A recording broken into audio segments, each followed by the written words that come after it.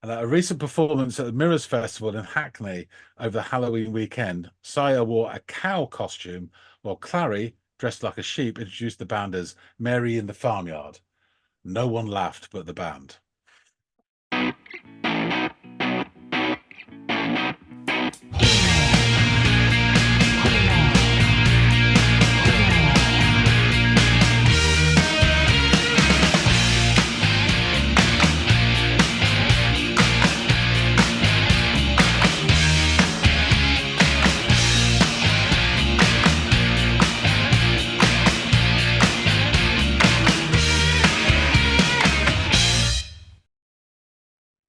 Hey, everybody, and welcome to another episode of the Audiophiles.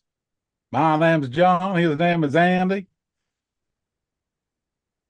Well, I was dancing in a lesbian bar in the industrial zone.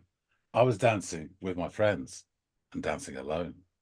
Well, the first bar, things were all right, but in this bar, things were Friday night.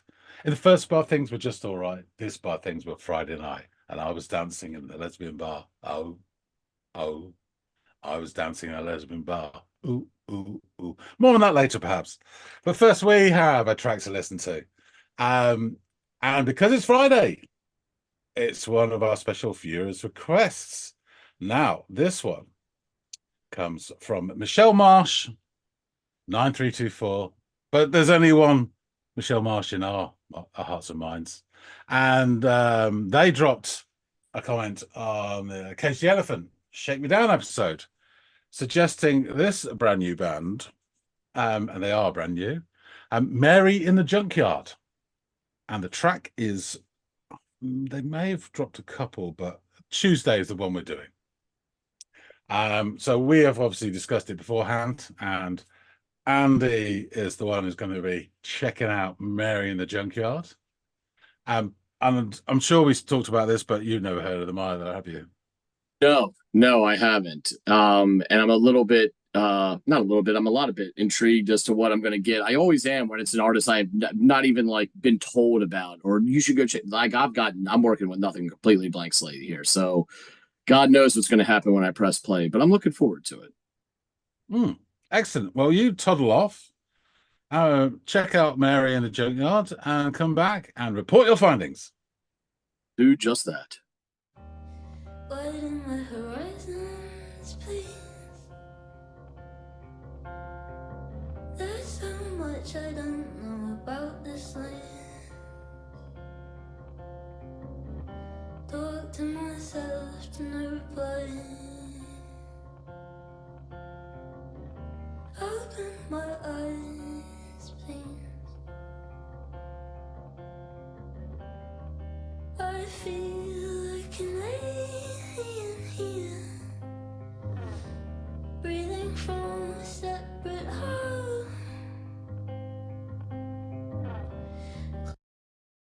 There's her voice is really pretty. It's almost this like ashy, wispy kind of delivery, and it sounds really like it is beautiful, but it's so melancholic as well. Like she's lost or kind of like at the end of her rope. And it's only further enhanced by this really beautiful kind of like meandering plucking motif on the guitar, and I think I'm hearing a little bit of bass in there as well. Yeah, it's painting quite a sad picture, but it is gorgeous in its tone and sound. I'd be interested to see where it goes from here. And while we're stopped, this thumbnail is incredibly interesting as well. All right, let's go. Close my eyes and see myself high above the city. So breathy. What's this?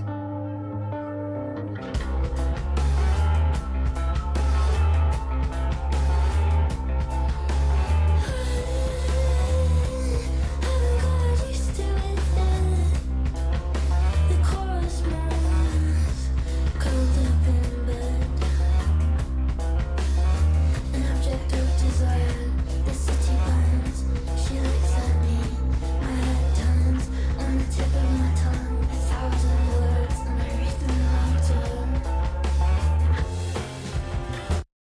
right, so obviously from that part into what we just got a teaser to there, it's picking up a little bit in pace. The drums are very much helping set that pace. She took on a bit more of an assertive tone as well in that last portion. It became more of a direct kind of like almost spoken word delivery, and something needs to be said for all this lovely like ambient staticky modulaty kind of sounds happening in the background that are haunting and very, very interesting, and they sort of play with the dynamics of the sound as well. Yeah, this is very artsy and peculiar, and I'm loving it. The bass and drums here.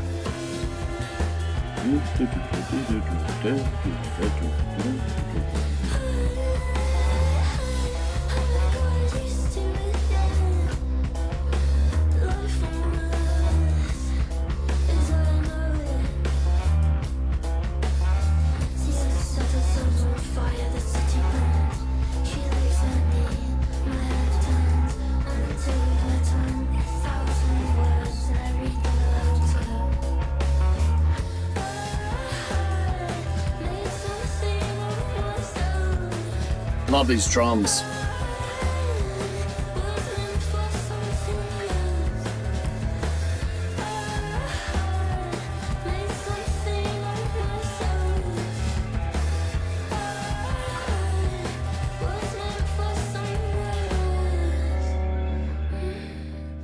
Okay, so the bass and the drums in that portion that has almost this jazzy kind of adjacent quality to it are just impeccable. And again, the added textures of all these ambient kind of sounds in the background are also further enhancing the sound.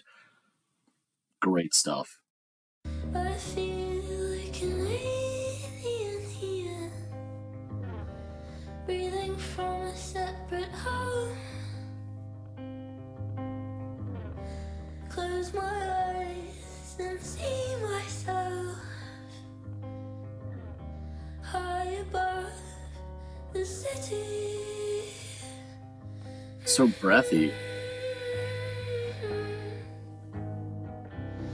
I'm always waiting for it, something bored, something blue, but I am that something blue, and I am cut away from you.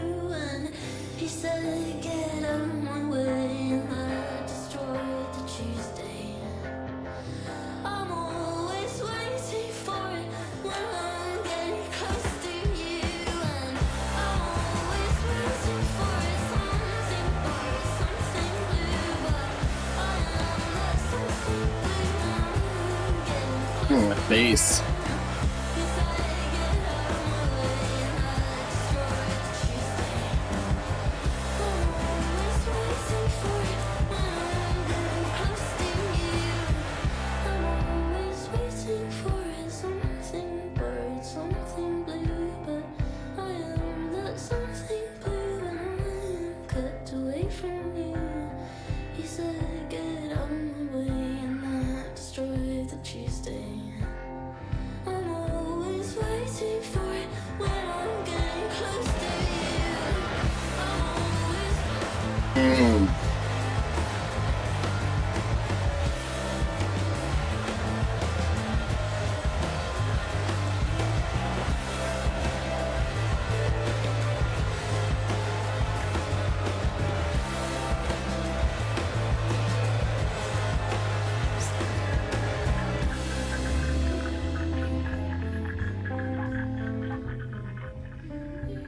What is that?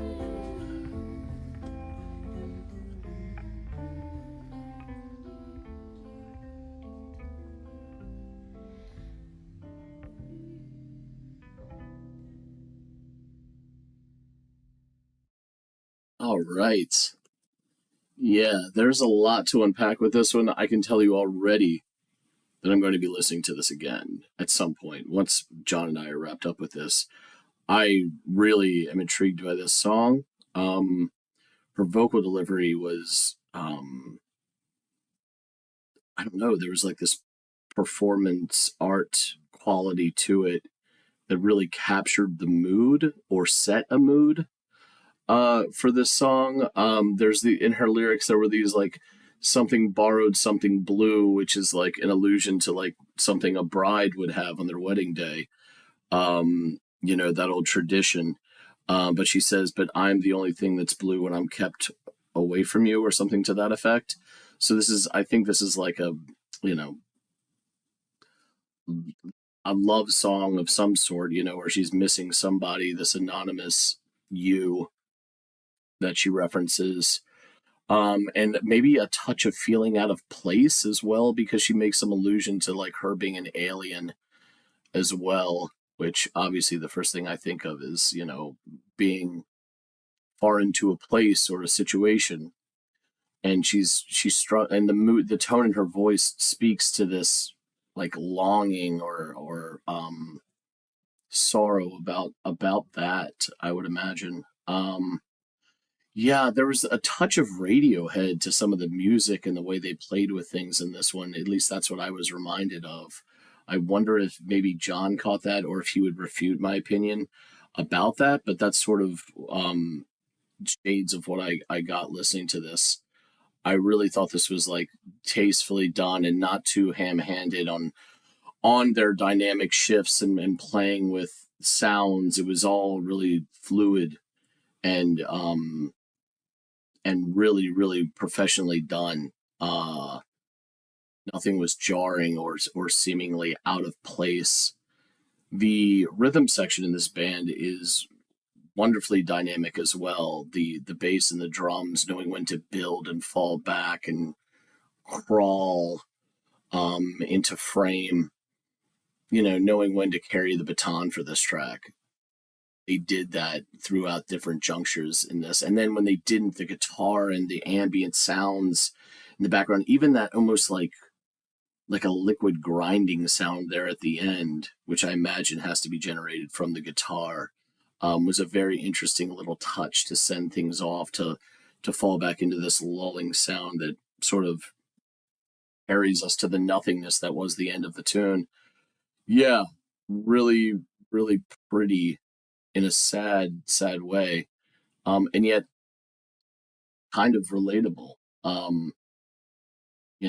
in its own way. I think plenty of people have felt like an alien in certain situations or places, and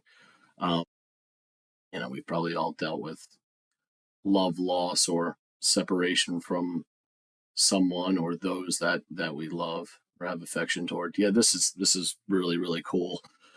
Excellent suggestion, and I'd love to hear what John has to say to help fill in the blanks after this, my one listen. So let's get back to him. Well, now, here we are again. What did you checked out Mary in the Junkyard? What did you think? Mary in the Junkyard, not to be mistaken for Julio down by the schoolyard. And man, it's against the law. Yeah, that's what I've been told. This was, man, it was great. It was great. It was so moody and melancholic. And just, I don't know. I loved this. I loved this so much. And I want to go listen to it again, to be honest with you. And I want to hear other stuff by them, because there were hints of, this is a pretty restrained song. It wasn't like bombastic, really. It had moments where it flirted with it. But I would love to hear what maybe their up-tempo stuff would sound like juxtaposed to this, because there was potential for some really interesting sounds and tones as they flirted with that a little bit as this one kind of progressed. And they did one of the best traits of this song was the dynamic shifts within it. And they hinted at some really fun stuff when they can go harder or heavier or faster.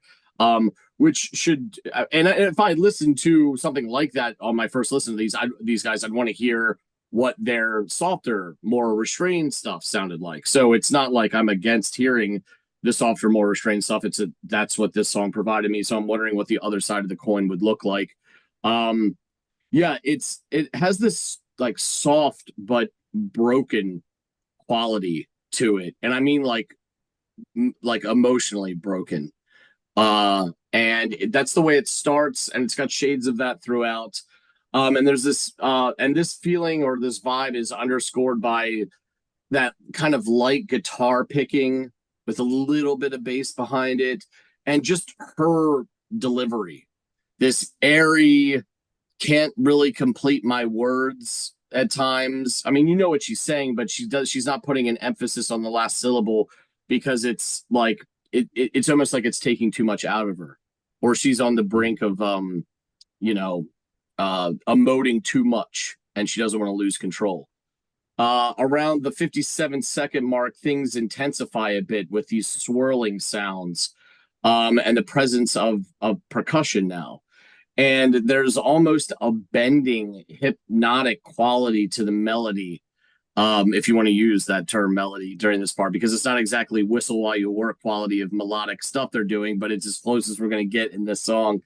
And the singer takes on a more assertive, almost spoken word delivery as in the next bit, and gone is much of that sort of sheepish hurt feeling in her voice that she conveyed earlier in the track's goings. And at 126, the song again shifts, and with it come these beautiful, like jazzy drums. And that emphasizes the use of like a hi-hat, and there may be a shaker in there as well.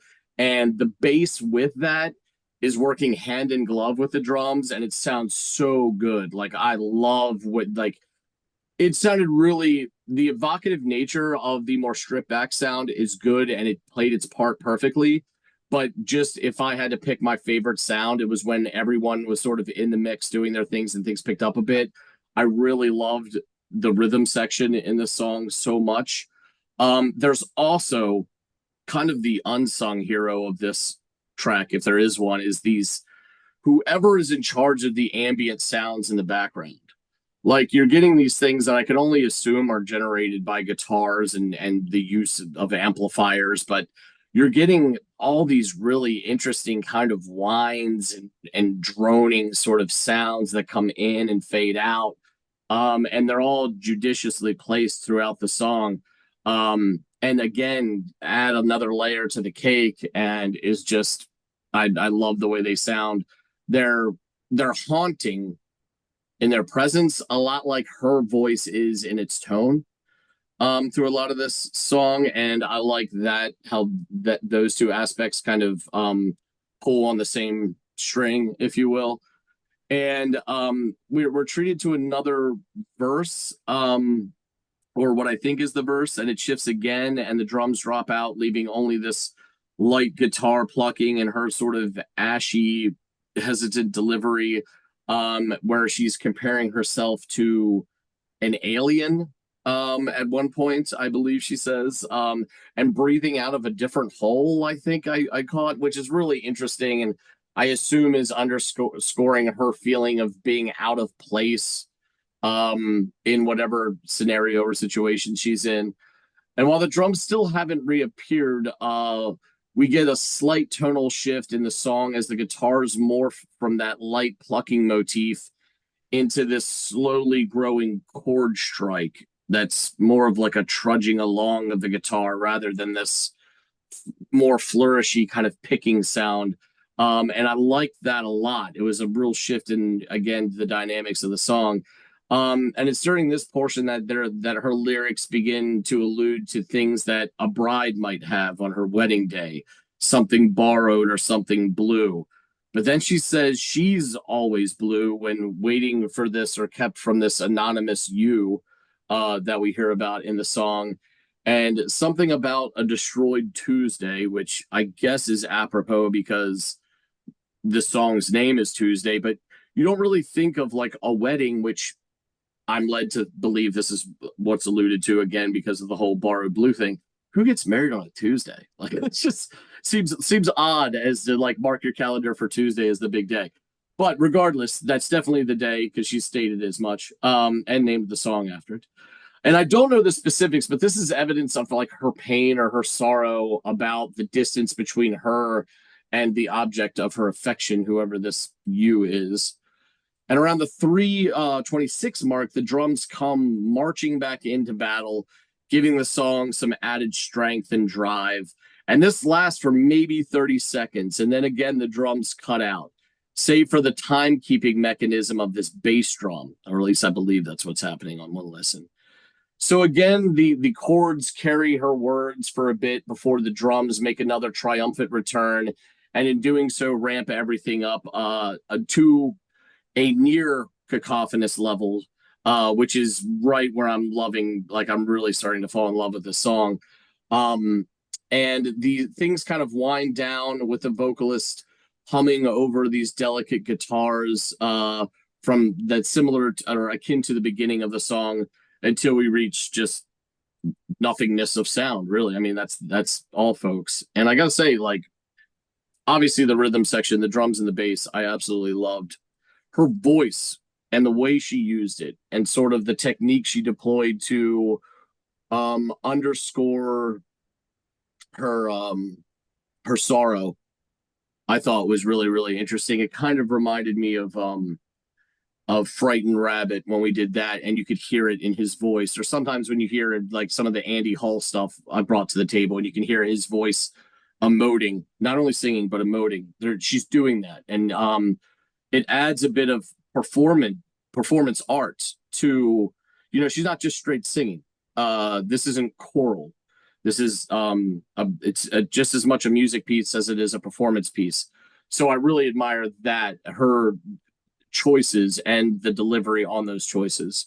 The ambient noises deployed throughout were just awesome. Even at the very end, you get this almost like, it's a weird thing, but this is what my brain said, liquid winding, like of the guitar amp, or the guitar, like the finger on the guitar winding down as like the volume is being turned down as well, or something.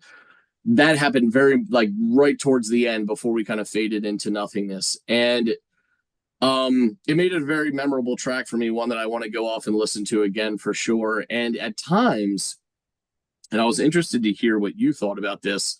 You can call me crazy, or you could say, you know, you can agree.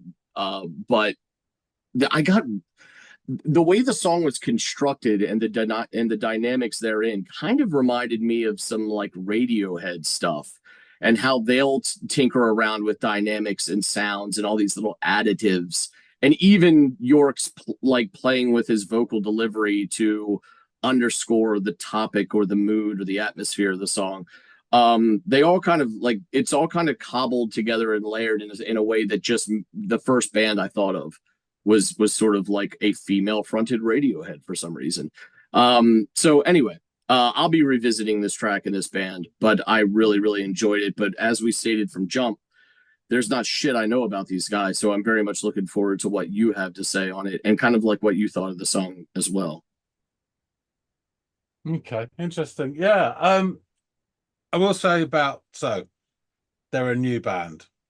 There's boggle on them on Tinternet. So I've managed to scrape together some bits from interviews and things like that. So you just have to be happy with what you work with what we've got, right? Yeah. On this particular track, so I thought it was outstanding. Yes. One of the favorite tracks that I've heard so far this year, to be honest with you. Yeah, it's up there for me too.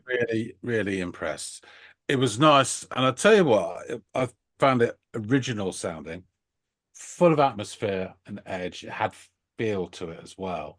And I believe that the vocalist has real charisma in her voice. It just took you, and you believed whatever.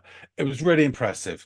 And I would say the first band, and it's not because of the way they sound, but the first band I thought of when listening to this was the Libertines, because I had a really similar experience to the first time I heard the Libertines. Is I recognize the palette they're playing with here, the sounds, the noises are familiar, but they've made it their own, you know. And you're right, someone like Radiohead, yeah, I could see that, but others as well. But there's so many others that actually trying to distill it down. They're not a straight copy of one band. I mean, even her voice to a certain extent, and again, doesn't sound like it, but the way she uses almost the edges of her voice is something like Björk would do.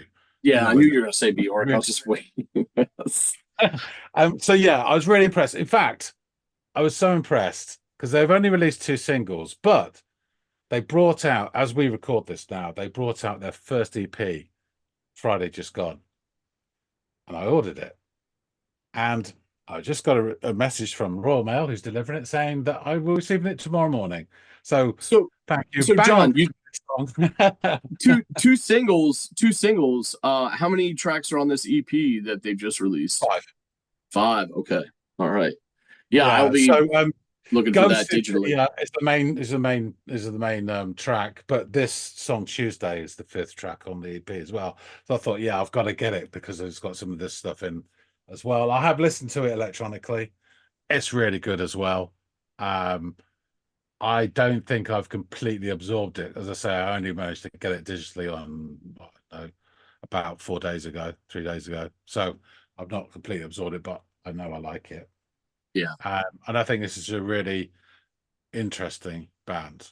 So I will tell you what I managed to glean about them, and there's some bits and pieces. So formed in London in 2023. Oh, do you remember back then? So personnel. It's like it was Clary, yesteryear. did they used to listen to music back then? Tell me, Grandpa. Yeah, Clary Freeman Taylor, guitar and vocals. Saya Barbadula, bass and viola, and David Addison, drums. So Freeman Taylor met Barbadula at a youth orchestra.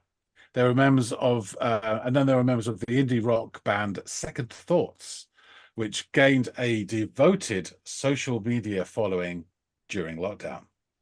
They had very different bits going on, but they had over 100,000 strong TikTok audience, to the extent that the online attention often overshadowed the music. Freeman Taylor said, the TikTok stuff felt like hysteria. What we were doing here was trying to be the complete opposite of that because we fucking hated it.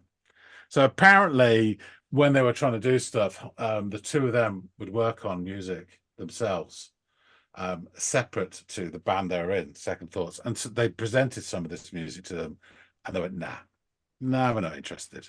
So it gave me even more sort of added incentive to leave. Yeah. For that stuff. So Mary and the Junkyard's reputation, this may be a bit spotty, this, because I've come to grab it from about 5 different sources. So Mary and the Junkyard's reputation has grown rapidly after a series of live performances in London last year. They have really based themselves in the south of London, and they've done 2 singles. Debut chat Tuesday, so that was the first single that you listened to. Saw rave reviews across the UK music press, as did the second release, Ghost. I'm not sure if those singles were released in a physical form, so that's probably why they put them all together as this debut EP, which is called, for anyone out there who's interested, This Old House. So it has Ghost, Marble Arch, Goop, Teeth, and Tuesday are the tracks. And yeah, it's really definitely worth a listen. So from the website Dork, it says here, often Mary in the Junkyard seems more concerned with having a good time than worrying about their career. On stage, they're sometimes joined by a paper mache head. And at a recent performance at the Mirrors Festival in Hackney over the Halloween weekend, Saya wore a cow costume, while Clary, dressed like a sheep, introduced the band as Mary in the Farmyard. No one laughed but the band.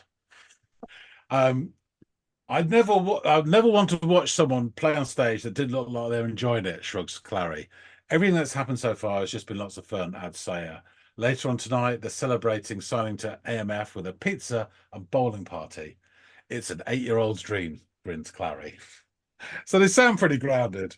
Yeah. NME have sort of written this little bit up. Debut EP This Old House arrives at the start of festival season. It was released 24th of May, so very recently. With the band set to appear at Truck and Latitude festivals. Opener Ghost carries that woozy modern shoegaze lightness with a raw grunge bite, heavenly hooks, and a romance that lifts everything skyward as Freeman Taylor paints a picture of pretty people smoking in the kitchen, blushing after a stolen kiss. in quotes. It's been 3 months since we last spoke because you never pick up the phone. Freeman Taylor pines over a skittering beat on Marble Arch before she bitterly asks, will your mother wash your mouth out with the soap made for you? Goop starts as a lo-fi goth ditty for a fly-encrusted pal stuck inside for so long you've forgotten how the sun feels.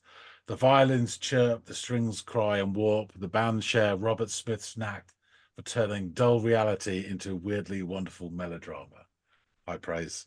I know. That's like track number one. I want to check out just from these little synopsis you're giving me. I'm like, all right, good. That menace bleeds into closer teeth, an indie noir underworld, a simmering promise begging to explode on stage. Tuesday plays like a slow burn into a frenzied finale. Staccato guitar and Freeman Taylor's whisper-like vocal meld with a careening intensity before reaching a 2-minute crescendo. The track is both fragile and fearless at once, swooping between devastating new depths with quiet ferocity. They may not be afraid to rummage through the weeds, but the dreamy ambition of Mary in the Dark Yard is simply too great. This is the final paragraph of the article, urging readers to check them out. But the dreamy ambition of Mary in the Dark Yard is simply too great for just a viral moment. Let their music pour out of your speakers and into your life. Get out and experience the flesh, blood, and guts and grit of this band in all of their glory and promise. So, yeah, Enemy are pushing them. I'm sold. Right. Lyrics. Widen my horizons, please. There's so much I don't know about this land. Talk to myself to no reply. Open my eyes, please. I feel like an alien here, breathing from a separate hole. Close my eyes and see myself high above the city. I haven't got used to it yet. The cosmos curled up in bed. An object of desire, the city burns. She looks at me, my head turns. On the tip of my tongue, 1,000 words, and I read them aloud to her. I haven't got used to it yet. Life on earth as I know it. See us set ourselves on fire, the city burns. She looks at me, my head turns. On the tip of my tongue, 1,000 words, and I read them aloud to her. I made something of myself. I was meant for something else. I made something of myself. I was meant for somewhere else. I feel like an alien here, breathing from a separate hole. Close my eyes and see myself high above the city. She vocalizes. And then it goes into that bit at the end. I'm always waiting for it. Something borrowed, something blue. But I am that something blue when I'm kept away from you. And he said, get out of my way. And that destroyed the Tuesday. I'm always waiting for it when I'm getting close to you. And I'm always waiting for it. Something borrowed, something blue. But I am that something blue when I'm getting close. He said, get out of my way. And that destroyed the Tuesday. I'm always waiting for it when I'm getting close to you, and I'm always waiting for it. Something borrowed, something blue, but I am that something blue when I'm kept away from you. He said, get out of my way, and that destroyed the Tuesday. I'm always waiting for it when I'm getting close to you, and I'm always waiting.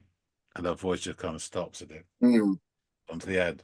So in line of best fit, Clary Freeman Taylor says, Tuesday is a song about the feeling you get when you can't get used to a new routine and being alienated from society because of it. I think this is when they moved down to London or moved into London. Mondays are spent adjusting to the fact that the weekend is over, and they're spent getting used to your weekly routine, work routine. Tuesday is a reference to the feeling where this out of place adjusting feeling is still around on the Tuesday. It never about quite feeling that you've adjusted yet. I wrote Tuesday when I was first experiencing life in a city. I was feeling very small. It's so easy to be swept along with the bustle and noise and feel like a worker ant amidst thousands of others. I wanted to write about my yearning for chaos and realness. We all have the wildness within us that we might be suppressing, and we shouldn't feel like aliens because of it. So there you go. Yeah, no, that paints the picture and fills in the gaps for me there. I was picking up on parts of it, obviously the feeling of being out of place, and it just sounded like there was like a love story wrapped up in there. And in that synopsis, I didn't really catch anything there as you read through that. But it's still an amazing song, and she sings it so in such an original and haunting fashion that that I was captivated pretty much from when she first started singing. I'm like, okay, where is this going to go? Because this is just so different. And again, it was that's from the first thing that stood out to me was the performative kind of, and I'm not saying it like it's contrived. I'm saying it's like she's crafted this to just like someone would select a tone for their guitar, or a setting for, treble or anything like that. It's just meant to enhance the mood and the atmosphere of the song, and I think she knocked it out of the park with the way she delivers the song. Yeah, it's strange, isn't it? You can hear somebody else doing something similar, think that's just an affectation. Yeah. But I had something about it that straight away I was like, this come from her. And as I say, this charisma, because I believe it does come Yeah. from her. Yeah, really interesting band. High hopes. Shame Royal Mail couldn't bloody deliver on time, but I will look forward to getting the EP tomorrow. Yeah, I'm look forward to listening to more from this band. This was a really good shout. Yes, Michelle it was. Thank you very much for recommending it. Both of us really enjoyed it. Okay, I will wrap things up. I'll say thanks for listening, Sandy. Thanks again, Thank you. Michelle. And folks out there, tell us what you think of this. Some new band music for a Friday. Please hit the like button if you like this. Drop some comments. Tell us what you think. If you've listened, seen, heard, smelt Mary in the Junkyard, tell us all about it. And your views on this song and any others. And if you've got any other suggestions, just like Michelle, just drop a comment and we'll add it to the list and we'll get around to it this millennium. And that's a promise. If you haven't subscribed already, please do and help us build this channel and we can all experience this wonderful, strange and crazy world of music together. That being said, thanks so much for watching. And we'll see all of you in the next episode of the Audiophiles. See you later, guys.